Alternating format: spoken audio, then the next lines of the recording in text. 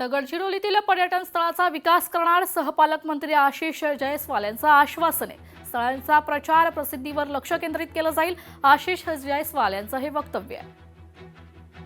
पर्यटक आला त्याची थांबण्याची व्यवस्था, त्याला बघण्यासाठी वेगवेगळे स्थळ, त्यासोबत त्यांना करण्यासाठी वेगवेगळे ऍक्टिव्हिटी आणि त्यांना इन्फ्रास्ट्रक्चर, चांगले वॉशरूम्स, चांगलं अकोमोडेशन आणि त्या जागेची बद्दल एक क्युरियोसिटी त्याच्या मनात निर्माण झाली पाहिजे। त्याचं मनोरंजन कशा पद्धतीतून, या सर्व गोष्टीचा विचार करून किमान 4 डेस्टिनेशन आम्ही पहिल्या टप्प्यामध्ये डेव्हलप करू।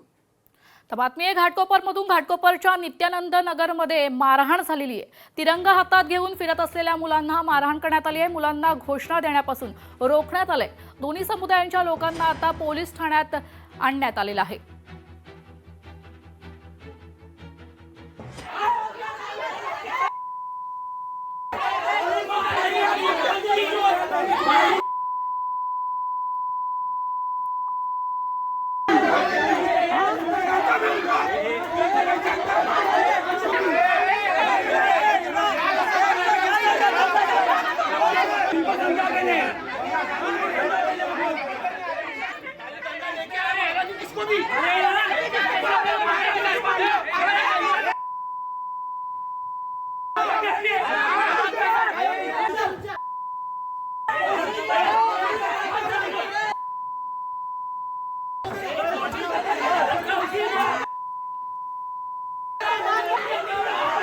पुढील महत्त्वाच्या बातमीकडे। स्वातंत्र्य सैनिकाच्या पत्नीचा आत्महत्याचा प्रयत्न आहे।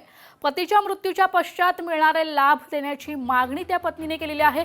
नांदेडच्या जिल्हाधिकारी कार्यालय परिसरातील हा संपूर्ण प्रकार आहे।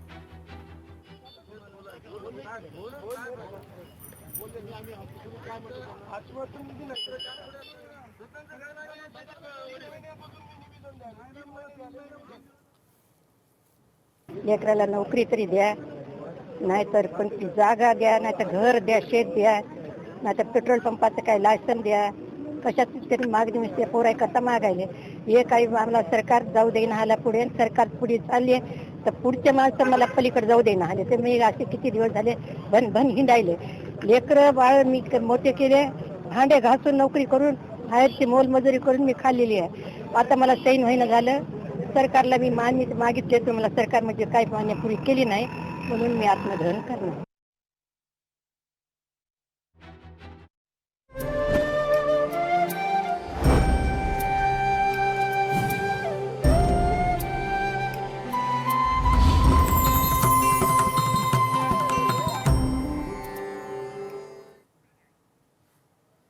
तर राष्ट्रवादीच्या पक्ष कार्यालयात ध्वजवंदन सोहळा पार पडलाय। प्रदेशाध्यक्ष सुनील तटकरे यांच्या हस्ते ध्वजवंदन पार पडलंय। तर देशाच्या प्रगतीसाठी सर्वांनी योगदान द्यावे असं तटकरे म्हणतात।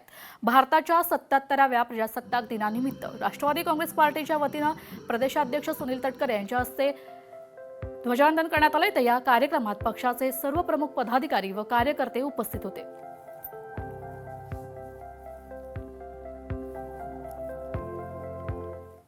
प्रजासत्ताक म्हणून देश घोषित केल्यापासून देशाने नेतृत्वपक पद्धतीची प्रगती केलेली आपण पाहतो आहोत। त्यामुळे देशाच्या जडणघडणीमध्ये सर्वसामान्य माणसाचा सुद्धा सहभाग असावा।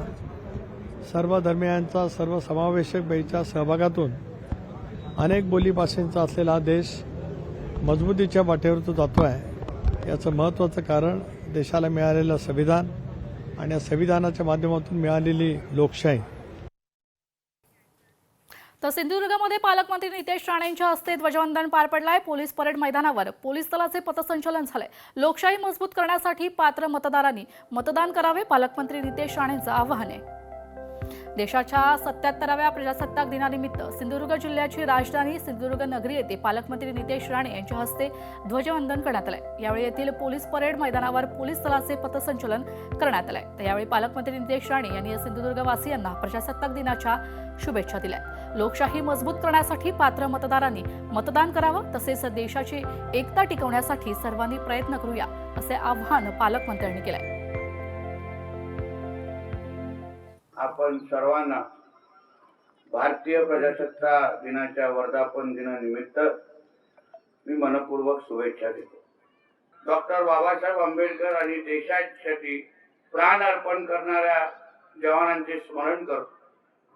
त्यांच्या त्यागामुळे आपण आज स्वच्छ आणि मोकळ्या वातावरणात आहोत.